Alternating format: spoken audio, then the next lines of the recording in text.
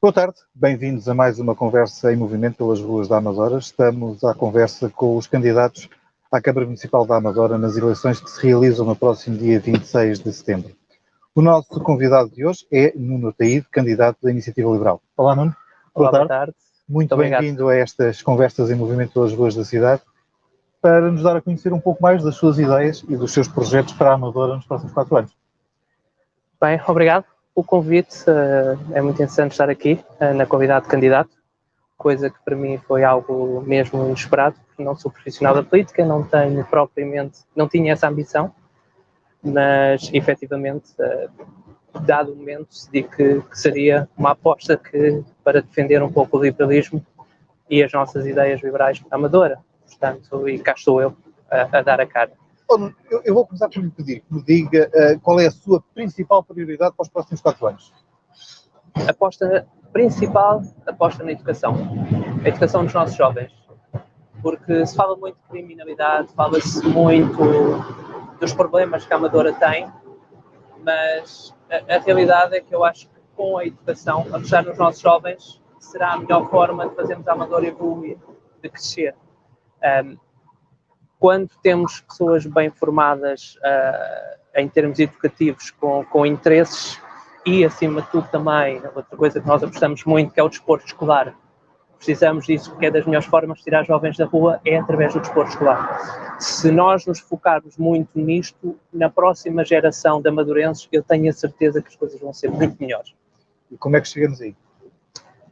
Começamos por termos que investir efetivamente na primeira educação em si. Eu acho que o ensino tem princípios errados. Estamos com o mesmo ensino há 40 anos em Portugal, não é só na Amadora, é em todo lado. E eu gostava que nos fosse permitido na Amadora fazer pequenas alterações de forma a podermos evoluir. Depois apostar muito, como eu já referi, no desporto escolar, ou seja, tentarmos que os nossos jovens se possam, dentro da escola, porque nós sabemos que há desporto, mas infelizmente quase todo ele é pago.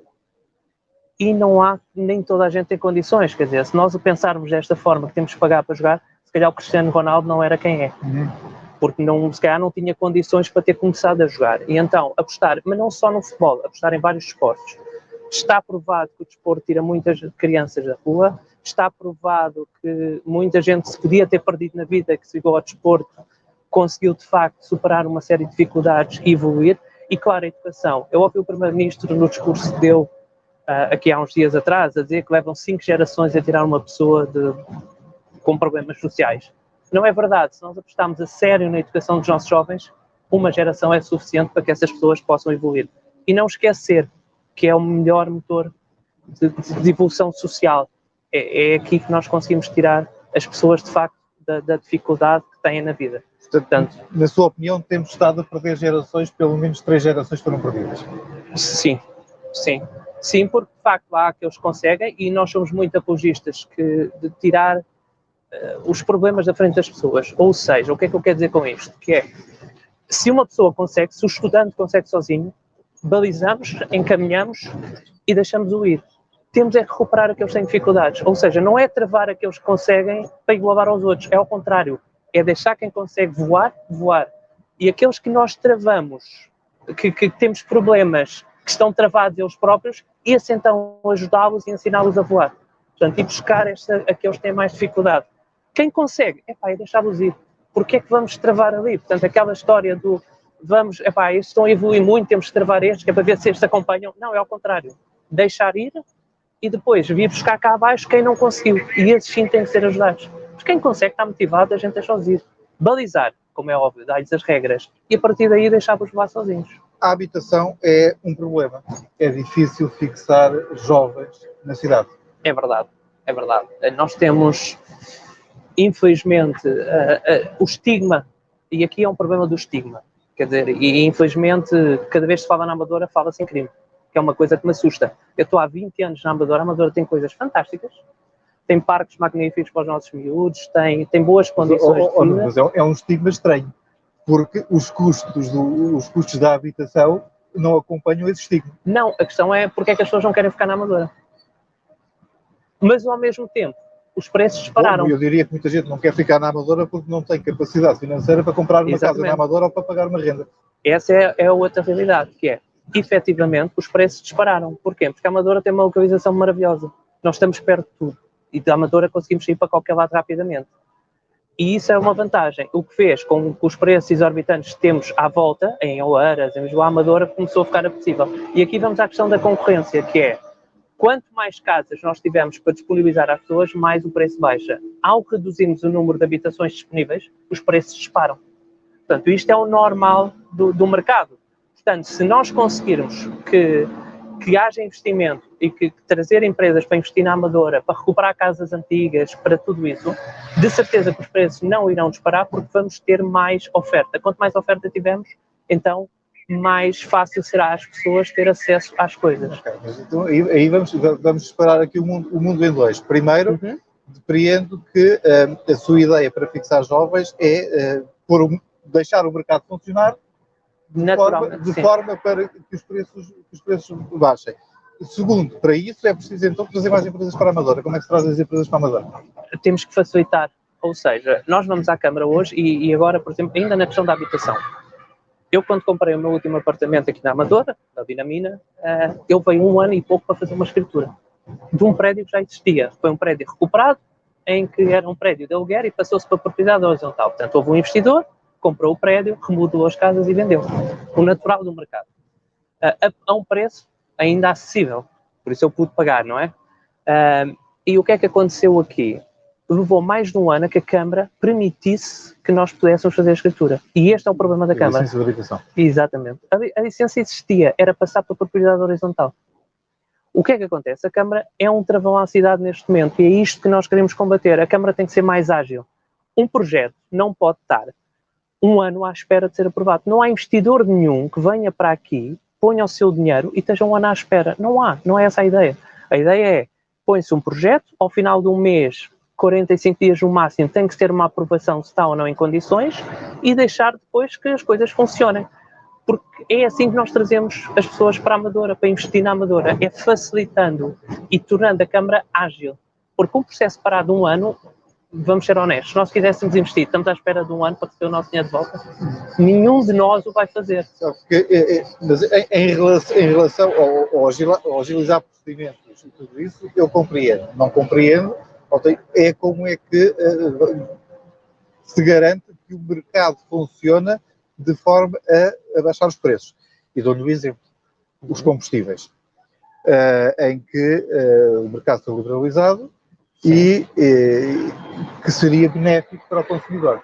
E o problema dos combustíveis tem a ver com 60% de impostos em cima do preço. Também, mas não só. Porque eu olho para a Espanha, se nós compararmos... Mas nós, por exemplo, passamos numa autoestrada e vimos os preços praticados nas 3 bombas seguintes e eles são exatamente iguais ao cêntimo. Portanto, como nós sabemos fazer contas e sabemos que 2 empresas não conseguem chegar exatamente ao mesmo valor, ali há gato. Portanto, que mecanismos é que, como Presidente de Câmara, pode criar para que não haja gato também na habitação? É torná-la cada vez mais liberal. O que é que eu quero dizer com isto? É que não vai haver gato na habitação, porque a concorrência por si é, porque se eu quiser o preço todos iguais, as pessoas, se calhar, deixam de vir para a Amadora, vão comprar noutros lados. Portanto, terá que haver naturalmente esta concorrência e não acredito que quanto mais empreiteiros, quanto mais investidores nós tivermos, eu não acredito que 100 pessoas consigam. E este é um dos principais princípios liberais, é que tem que haver concorrência. E tem que haver o máximo de concorrência possível exatamente para que as pessoas sejam beneficiadas. Ao ter só... Deixa-me dar-lhe um exemplo sobre uma coisa concreta. Por exemplo, ali na da Maia de Baixo existe uma farmácia, existe um mercado. Não existem mais. Existem excelentes condições para se implementar ali mais coisas. Porque é uma área grande, tem muita gente. Agora, a pessoa que tem o mercado pratica os preços que quer. Porquê? Porque muita gente não tem carro para sair dali, ou não pode, ou já não tem condições para ir. Isto não é liberal. Isto é um monopólio. Ele gera a coisa como quer e faz os preços que quiser. E atenção, não estou a criticar o senhor que faz a sua vidinha e é um investidor e tem que ser valorizado por isso. Mas é isto que eu quero. Quanto mais concorrência houver, menos há a probabilidade desses oligopólios, que é de nós conseguirmos com que não haja uma coordenação de preços. Eu concordo, acho que a gasolina e que o gasóleo temos essa questão, mas a gasolina está muito alta, muito por causa dos impostos também. Sim, mas a gasolina foi só um exemplo que aqui vai parar. Sim, mas é um bom exemplo para perceber o que está mal neste país. É flagrante, quando nós vimos aqueles cartazes. É verdade, eles são todos muito seguidos. Mas para nós é isso, quanto mais concorrência houver, mais as pessoas vão beneficiar. E depois outra coisa, é que se eu quiser investir amanhã na Amadora, abrir um negócio, uma coisa qualquer, as dificuldades que me são postas, logo pelos alvarás, que é uma habitação, porque o alvará diz que é um escritório, não devia ser ao contrário, os alvarás deviam estar preparados de forma a dizer, olha, dentro do prédio não pode ser uma bomba de gasolina. E o resto, eu poder fazer uma coisa qualquer, com base nos valores máximos de ruído, horários, tudo isso, poder fazer. Não, tem que mudar o alvará à Câmara. O que é que isso implica? Custos. Portanto, eu tentei abrir aqui há uns anos um negócio na Amadora e posso dizer que cheguei a meio de desistir, porque ainda não tinha aberto a porta, já tinha os inspectores para me multarem. Desisti, cheguei à conclusão, não vale a pena investir aqui. Era para lhe dar as boas-vindas. Exatamente, era logo, olha, além de tudo que tu tens que pagar, de taxas, disto, daquilo, do investimento, e do investimento tens de fazer, o meu dinheiro, portanto, não pedi dinheiro a ninguém, era o meu dinheiro, já me estavam a bater à porta para me multar. Portanto, eu desisti. Nós tivemos um ano de 2020 completamente atípico, a nível mundial, 2021 pelo mesmo caminho, e isso vem-nos revelar as partes fortes do sistema de saúde e as fragilidades que o mesmo sistema de saúde tinha. Como é que do ponto de vista mais local da Amadora, viu a resposta do nosso Serviço Nacional de Saúde? Eu posso dizer que eu acho que o Serviço Nacional de Saúde não funciona há muitos anos, não é de agora. Esta pandemia apenas trouxe as fragilidades que já eram reais.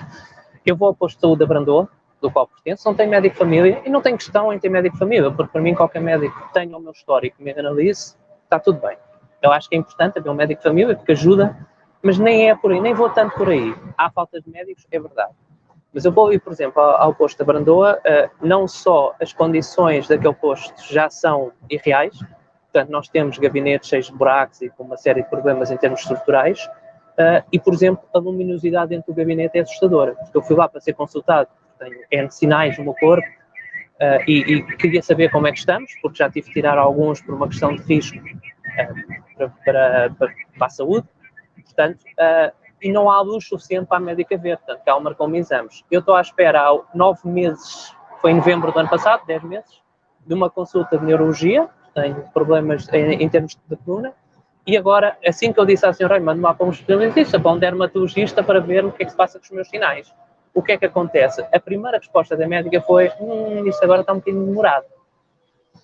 Portanto, mas o Sistema Nacional de Saúde, o que trouxe-nos esta pandemia foi exatamente isso. Nós parámos o país com tudo e só nos preocupámos. Porquê é que não exibámos hospitais para, efetivamente, tratar das questões do Covid e deixámos outras portas abertas para os outros doentes?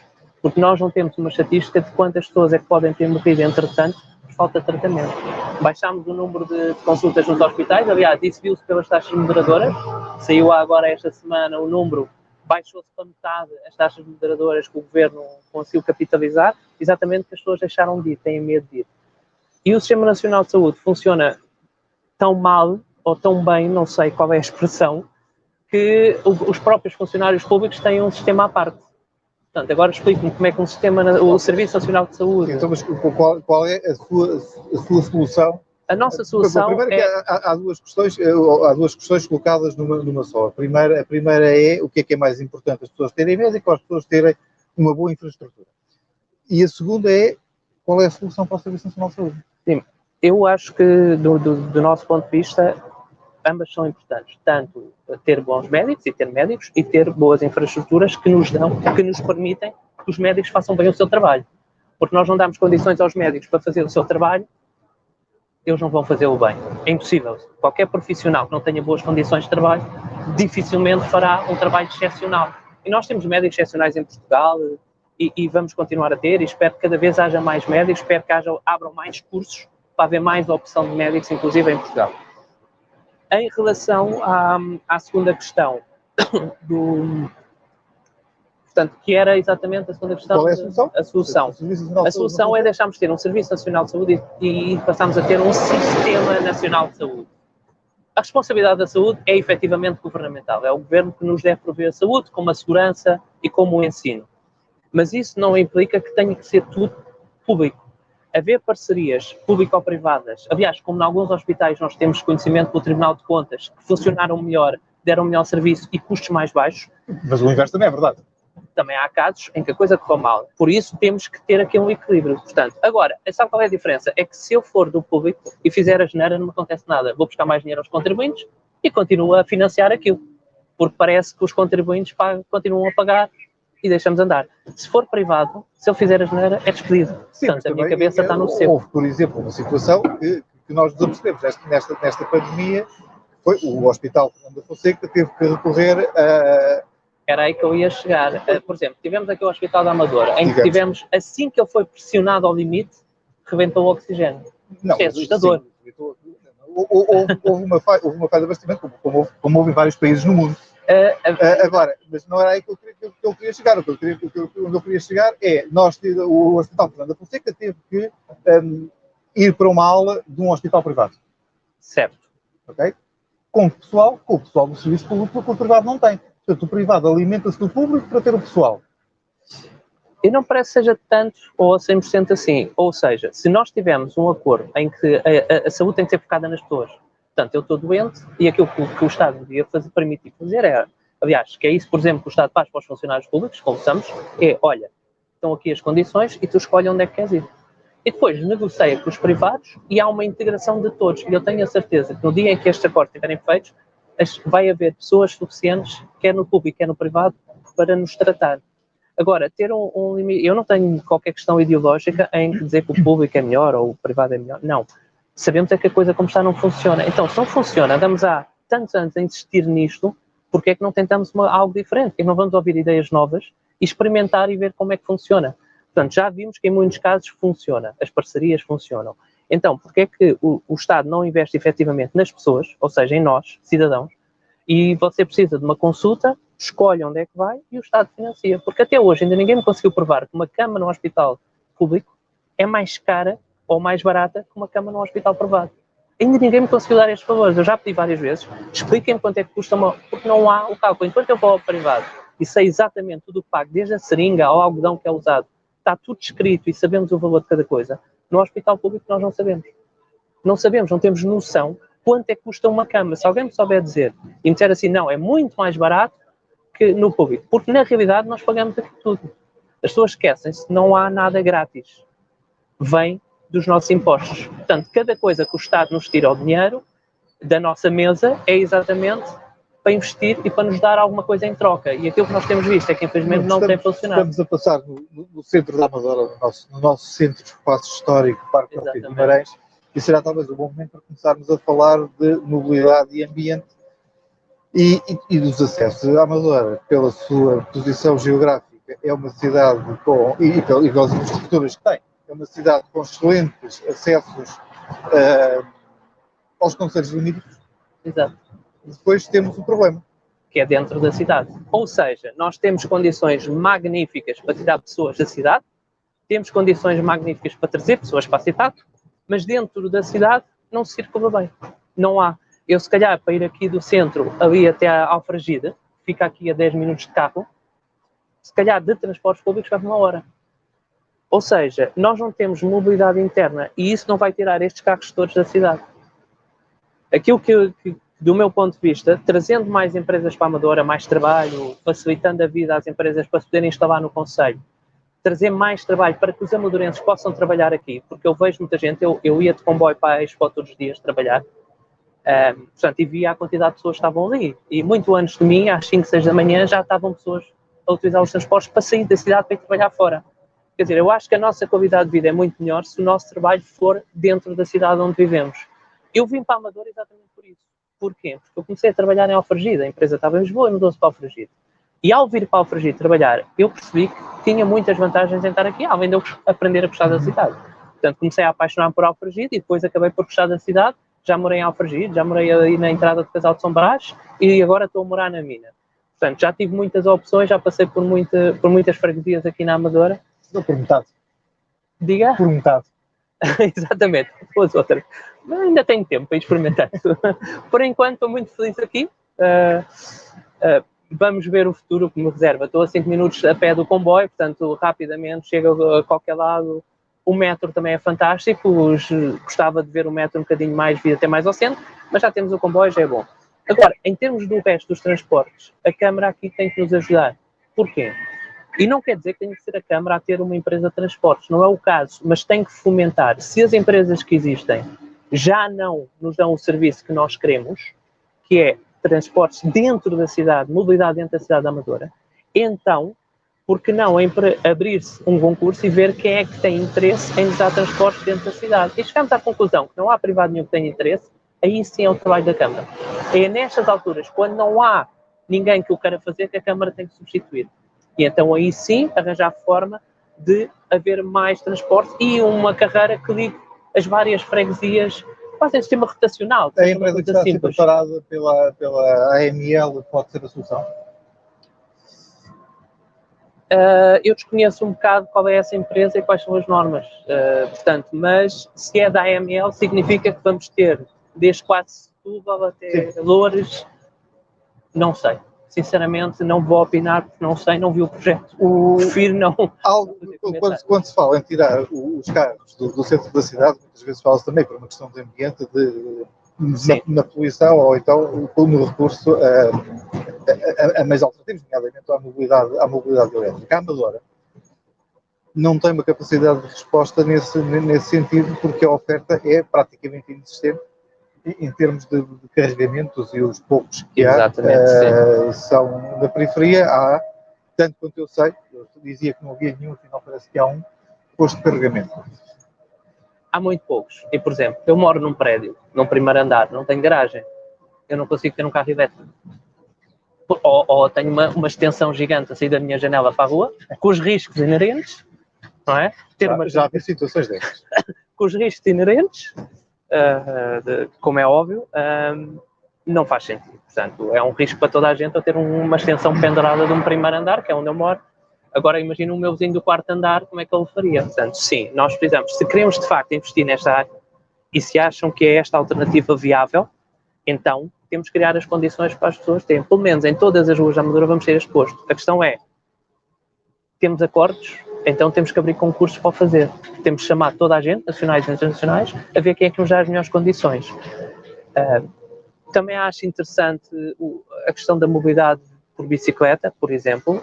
Temos é que ter cuidado de não cometer os mesmos erros que foram cometidos em Lisboa, que é quase que fechamos ruas e uma ambulância quer passar e não consegue. Só Almirante Reis, por exemplo. Exatamente. Portanto, não dá. Não podemos cometer este tipo de erros. Se for possível, sim senhor. Nós já temos aqui alguma extensão que pode ser usada. Aliás, temos caminhos para caminhar, para fazer corridas. Conseguir estender isto um bocadinho às restantes freguesias seria ótimo. Mas há muita gente, a Amadora está a envelhecer, e há muita gente que não consegue andar de bicicleta, tem que ter alternativas. Portanto, e não nos podemos esquecer disso, que é muito giro para os jovens, ou até para a minha geração ainda, poder ter esse tipo de deslocação.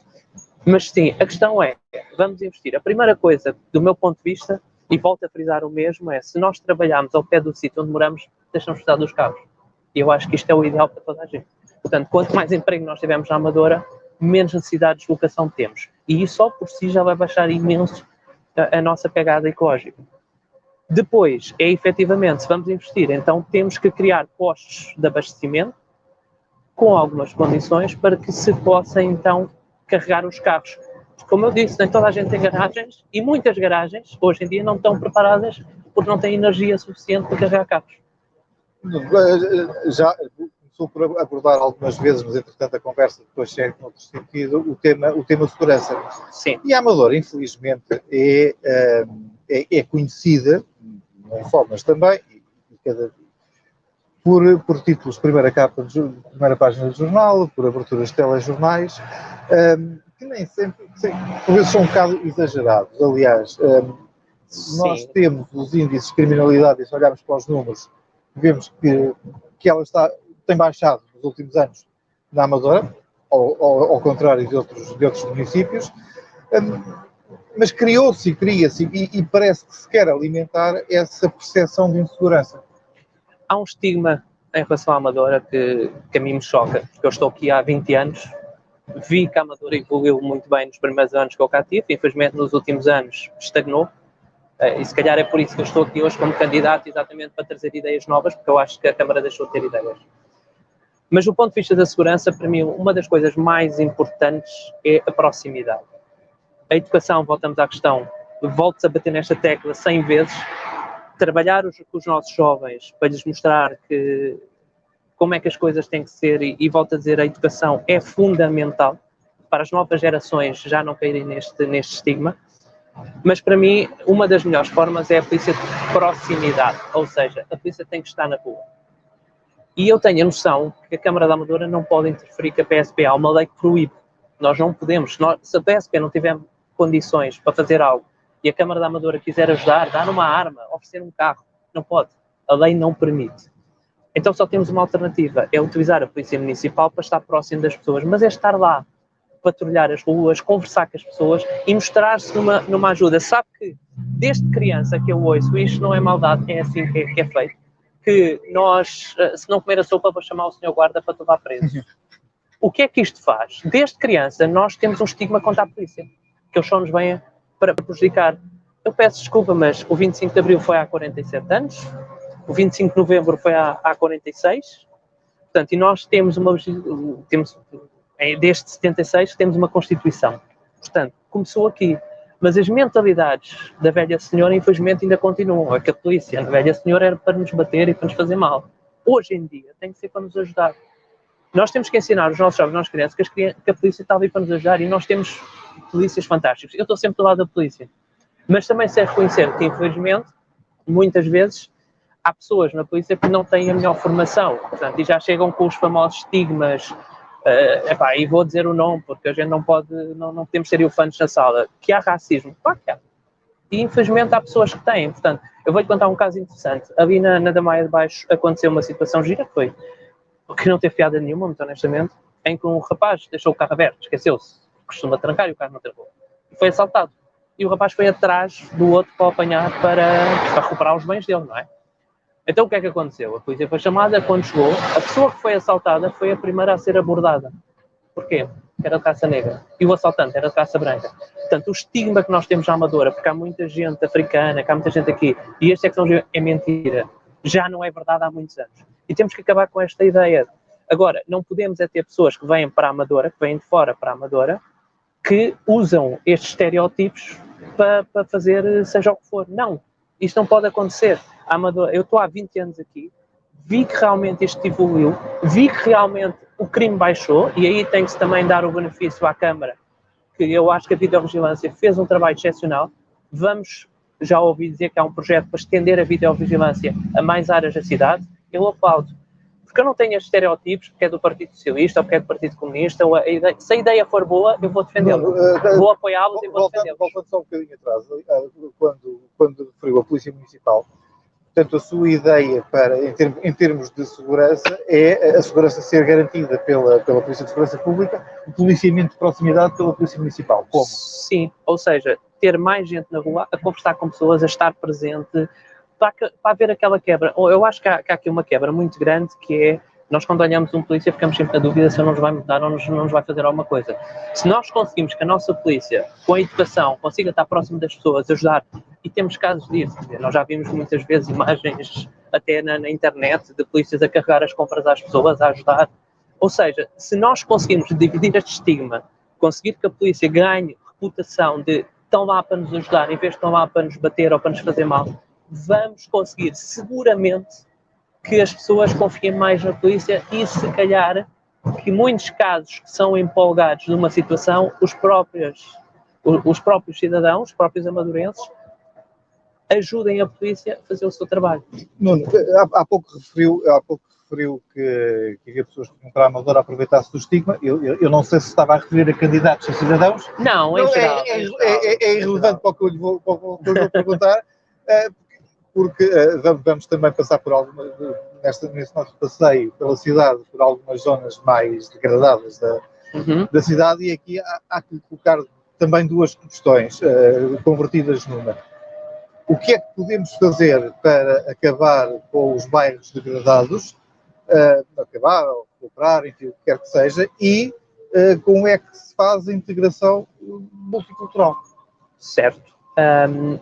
Não vale a pena chegar aqui, acabar com um bairro e pegar nas mesmas pessoas e pô-las no outro bairro. Está bem que as casas são melhores, mas se for exatamente as mesmas pessoas, não há integração nenhuma. É tirá-las de um lado e pô-las no outro. Então, como é que isto faz? Faz em determinar as suas capacidades de ver, primeiro que tudo, e isto para mim, é a base de qualquer ação social, é conversar com as pessoas e ver o que é que eles precisam. Porque eu no Nataí não faço ideia o que é que as pessoas que moravam aqui no bairro de Maio ou que moram na Cova da Moura precisam. Não sei. Eu tenho que falar com eles, tenho que lhes perguntar, olha, o que é que vocês precisam? Porque eu pego neles, imagino que eu mando-os lá para cima, Seca das Minas ou para um sítio qualquer desses. E depois a pessoa não tem transporte para ir trabalhar. Então eles, se calhar, prefiram morar onde estava do que ir lá para cima. Porquê? Porque não têm acesso, não têm condições. Não, é integrá-las. Há muitas casas ainda na Amadora que neste momento, se calhar, estão devolutas, que podem ser recuperadas e começar a distribuir as pessoas dos bairros por estas casas, integrando-as no meio da restante população da Amadora. Não criando um gueto, tirando de um lado para pôr no outro. O que é que nós mudamos? A localização, o problema continua lá. Portanto, a sua ideia em termos de habitação é, de certa forma, aquilo que ultimamente também está a ser feito, que é comprar casas, a Câmara comprar casas espalhadas e ir realojando as pessoas? Muitas provavelmente até poderão pertencer à Câmara. Mas sim, um pouco essa ideia. Não é propriamente a Câmara chegar e comprar, mas criar condições para que as pessoas as possam comprar. Ou que eles possam usufruir delas. Por exemplo, o mercado de arrendamento tem que crescer na Amadora. Não há. Nós temos que permitir, já falámos disso no início da nossa conversa, sim, temos que permitir que haja um mercado de arrendamento na Amadora, que neste momento não há. Eu quero uma casa para alugar e não arranjo por menos, se calhar, de 500 ou 600 euros. Quer dizer, uma pessoa que tem um ordenado mínimo nacional não vai poder pagar 500 euros de casa. A habitação não devia ser mais do que 30%, 35% do nosso salário. Não devia. E hoje sabemos que isto não é verdade. Infelizmente, há muita gente que paga quase 70% e depois vive como? Tem que viver mal. Portanto, temos que criar, de facto, estas condições. Os bairros sociais podem fazer sentido, mas eu prefiro que as pessoas sejam distribuídas. Porque tirar um problema de um sítio para passar para o outro, porque deixa de estar nos nossos olhos, ou deixa de ter estigma. O caso da Cova da Moura, que toda a gente gosta de falar, que é um problema que nós temos. A Cova da Moura existe exatamente, primeira coisa, pela falta de respeito pela propriedade privada que existiu no pós-25 de Abril. E tivemos o Partido Comunista na Amadora, em que permitiu que aquele bairro existisse. Se aquilo tivesse sido controlado de início. Podemos dizer que não tínhamos conhecimento, não tínhamos know-how, não sabíamos o que isto ia dar, mas sabemos criar este tipo de habitação que vai criar problemas sociais. Infelizmente, na altura, aparentemente não se sabia, hoje é mais conhecido.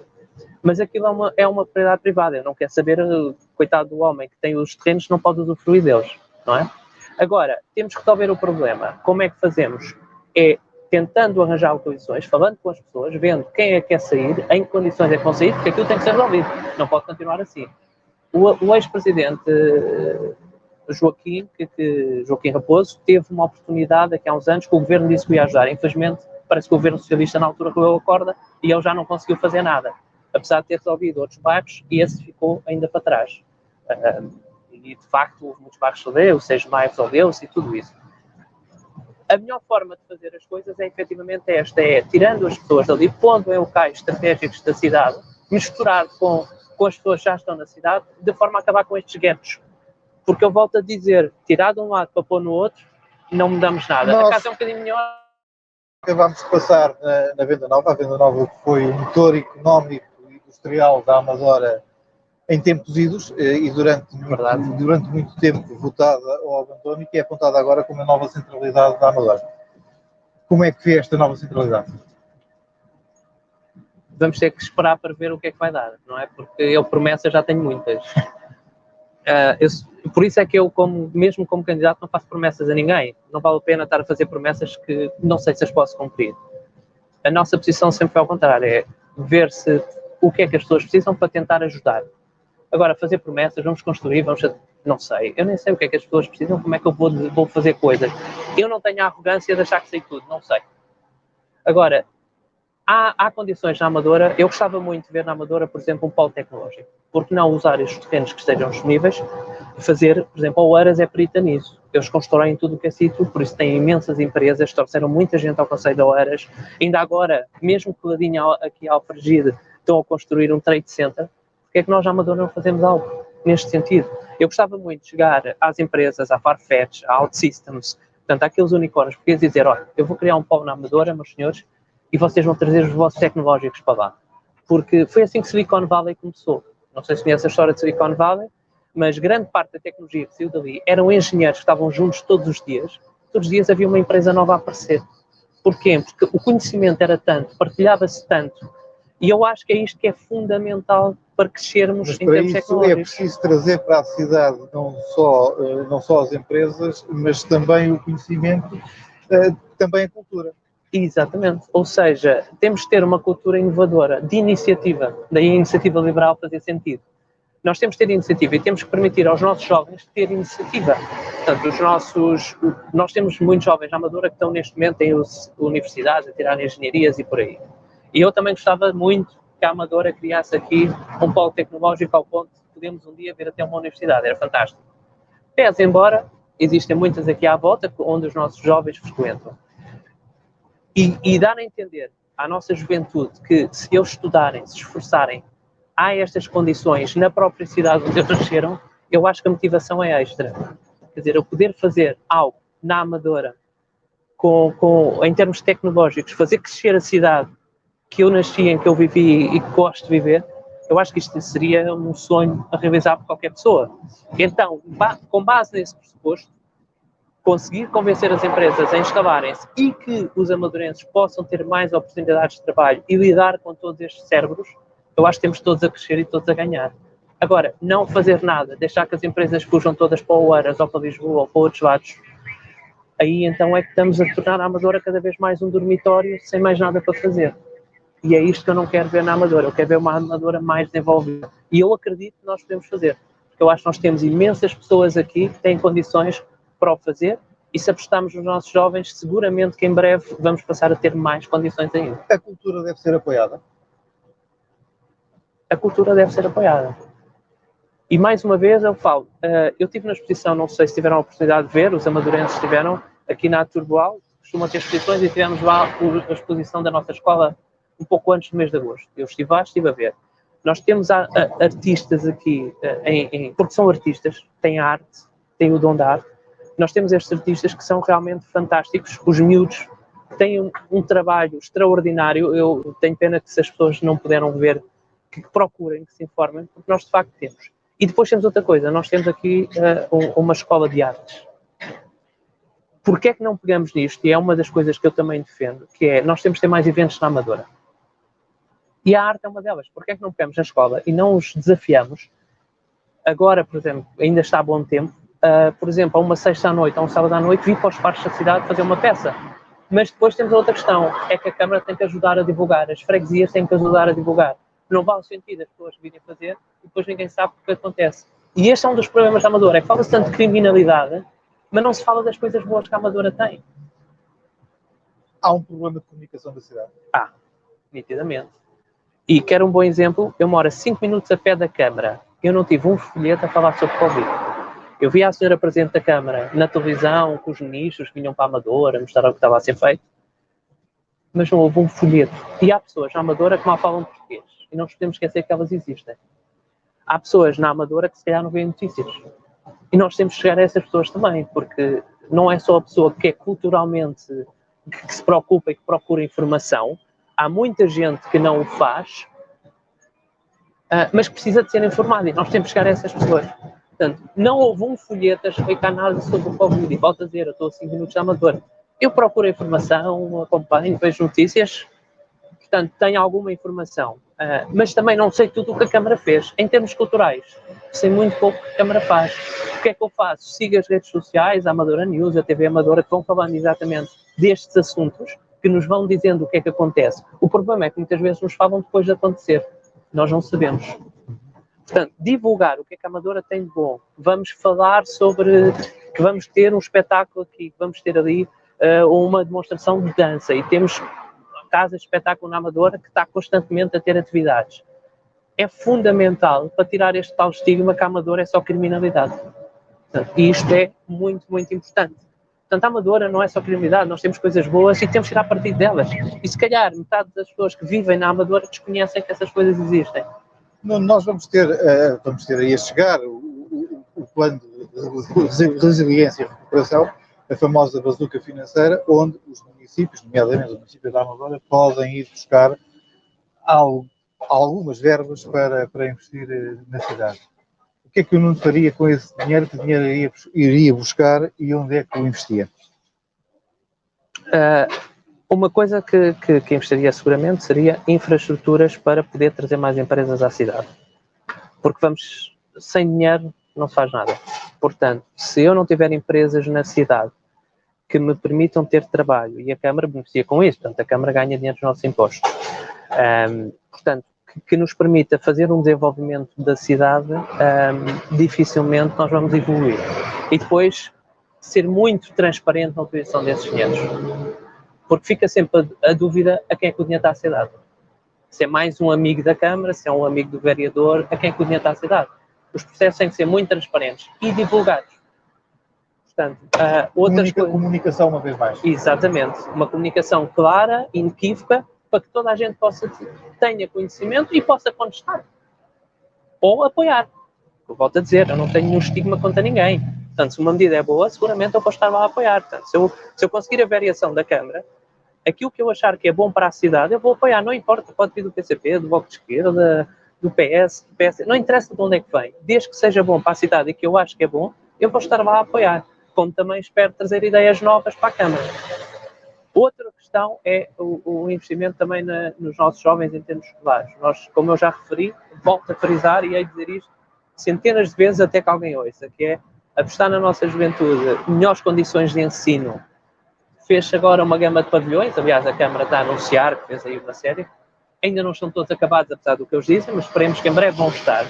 Então, por que é que não vamos tirar partido disso para trazer, por exemplo, permitir que os nossos jovens façam desporto, que as associações locais usem os pavilhões para fazer desporto? E depois, além das infraestruturas, também a questão, então, da locomoção na cidade, que é as pessoas terem movimentar um pouquinho mais à vontade. Mas só com o investimento, principalmente a nível empresarial, a nível de infraestruturas, é que nós vamos conseguir fazer com que a cidade cresça, dar condições às pessoas. E depois, empresas que estejam a passar alguma dificuldade também possam ser apoiadas a se desenvolver. Não há de ser só a Siemens, a Nokia, uma de tal sorte. Portanto, estas empresas que já têm a sua estrutura bem montada, vamos pegar naquelas mais pequenas e ver em que condições é que podemos ajudá-las a crescer mais. O Nuno falou há pouco de aproveitar as boas ideias, venham elas de onde vierem, e isso leva-nos à próxima questão que eu quero colocar. Dia 27 de setembro, temos os cenários pós-eleitorais. Que executivo é que o Nuno está disposto a apoiar e que não está disposto a apoiar, e também o contrário, num cenário em que precisa de apoio, de quem aceita o apoio e de quem não aceita? Nesse aspecto, nós sabemos que, infelizmente, há partidos que não são propriamente democráticos. Eu tenho alguma dificuldade em me rever em ideias não democráticas. Considero-me que sou democrata e acho que a democracia se faz mais próxima do povo possível. Daí a importância das juntas de freguesia, que para mim é o principal da democracia, porque são aqueles que estão mais perto do povo e, infelizmente, as juntas de freguesia da Amadora deixam-me a desejar. A mina, então, ainda não percebi se tem, então não temos presidente. Nunca ouvi. Nem nunca vi nada de trabalho dele. Mas aquilo que eu apoiarei são ideias, e não os partidos ou alguém geral. Ou seja, será caso a caso, se me disserem, olha, está aqui um projeto, vamos analisar e parece-me bom, eu votarei a favor. Se é um projeto que eu acho que é mau, votarei contra. Votarei contra, mas sempre dando uma visão diferente. Não é votar contra só por estar, não gosto disto, eu estou contra. Não. Agora, isso pode nos levar a um cenário em que o Nuno está disposto a apoiar, por exemplo, um executivo, apoiar genericamente um executivo de qualquer partido? Eu não apoio executivos, eu apoio ideias. Ou seja, não é... Caso a caso. Sim, caso a caso. Não vale a pena estar a dizer... Nunca fará um acordo pós-eleitoral? Não. Genérico? Tá. Não. Dizer, olha, a partir de agora vou ter aqui um lugarzinho, porque imaginemos que o PSD ganha a Câmara e que eu vou ter um lugarzinho para mim. Não faço isso. Não é isso. Eu não sou político profissional, portanto, eu estou aqui porque acredito que as minhas ideias e que as ideias liberais podem ajudar a desenvolver a Câmara. Não quero lugares, não ando à procura de nada disso, não tenho essas intenções, eu nunca tive. A minha profissão é outra e eu trabalho e vou continuar a trabalhar normalmente na minha profissão. Portanto, é óbvio que se conseguir o lugar de uma variação, vou ter que me dedicar muita parte do tempo à Câmara, porque senão também não faz sentido. Quer dizer, estar a investir numa coisa e depois não aparecer, não faz sentido nenhum. Portanto, é mesmo para estar presente e para trabalhar as ideias e apurar o executivo camarário, seja ele qual for, em condições for, porque eu prefiro bater ideias e os problemas da cidade do que me ver em partidos. E é isso que a iniciativa liberal também tem de bom, é que o liberalismo traz-nos esta abrangência. Já foi dito muitas vezes, até por pessoas influentes mais no partido que eu, que nós não somos nem de esquerda nem de direita. Portanto, nós batemos por ideologias liberais, mais liberdade para as pessoas, mais responsabilidade, porque a liberdade traz responsabilidade, e que as pessoas possam se desenvolver a si mesmas. Portanto, não estejam à espera que seja a Câmara, ou seja o Estado, o famoso pai de todos nós, não era? Voltamos à mesma conversa da velha senhora, que tenha que fazer as coisas por nós. Não, nós é que temos que ir à procura. E a Câmara só tem que nos ajudar. Ou seja, sair da frente. Não travar a cidade no seu desenvolvimento. Um projeto que entra numa Câmara e que demora um ano, isto é travar o desenvolvimento da cidade. Portanto, apurar ideias reais, concretas, isso estamos disponíveis para fazer. Agora, fazer acordos por causa do gás, não, esqueçam-se, não contam comigo, não é assim que eu me vejo na política. Estamos a chegar ao fim do nosso passeio, da nossa conversa em movimento pelas ruas da cidade. É sempre interessante, quando se escuta estas coisas, o tempo passa a correr. E há a última questão que eu tenho que colocar. Quem é o Nuno Ataíde? Olha, esta é uma boa pergunta. É sempre difícil nós definirmos a nós, mas olha, sou uma pessoa perfeitamente normal, que tem um emprego normal, pai de uma criança com 10 anos, divorciado, em que se preocupa muito com o futuro do filho e não quero ter que ver o meu filho emigrar para ter condições de viver ou deixar de ter condições para viver neste país. Portanto, nós sabemos que, infelizmente, grande parte dos nossos jovens decidem emigrar porque o país não lhes está a dar as condições que eles acham justas, e com muita razão. E foi isso também que nos traz à política, que é... Estes saltos são sempre muito bons. Significa que precisamos trabalhar aqui estas ruas. O que me traz à política é exatamente isto, é olhar para o futuro, ver que a Amadora está estagnada, que precisa de ideias novas, e olhar para o futuro e ser muito dúbio o que é que se vai passar daqui para a frente. É óbvio que nós não sabemos, portanto, pode ser muito bom, pode ser muito mau, mas cabe para mim hoje, até como pai, de tentar que o meu filho tenha um futuro melhor que o meu, e que tenha mais condições, e que não se sinta na obrigação de emigrar para ter uma boa condição de vida. E foi isso que me trouxe à política. Se há um ano atrás vocês me perguntassem, pá, vais ser candidato? Vocês são todos dois. Alguma vez na vida eu vou meter nisso? E a realidade é que passado um ano aqui estou eu a dar a cara por algo que acredito, por um partido de ideias, acima de tudo, e não por um partido de lugares. E isto para mim é o fundamental de estar na política, é a forma de estar. Sou normal, levanto-me todos os dias para ir trabalhar como toda a gente, volto ao final do dia como toda a gente para casa, para cuidar do meu filho, para lhe dar banho, para lhe dar de comer, portanto, uma pessoa perfeitamente normal como todos os amadurenses. Nuno Ataíde, muito obrigado por nos ter acompanhado nesta conversa. Muito obrigado pelo convite, foi muito interessante. Pelas ruas da cidade e para nos dar a conhecer também as suas ideias para a Amadora nos próximos 4 anos. Voltamos a encontrar-nos no dia 23 no debate com todos os candidatos. Para dar estreia, com muito gosto. Assim que nos acompanhou durante este passeio pelas ruas da cidade, muito obrigado. Nós voltamos mais logo para uma conversa em movimento também com a candidata do Bloco de Esquerda, Violinda Martã. Até lá, muito obrigado e boa tarde. Muito obrigado, boa tarde.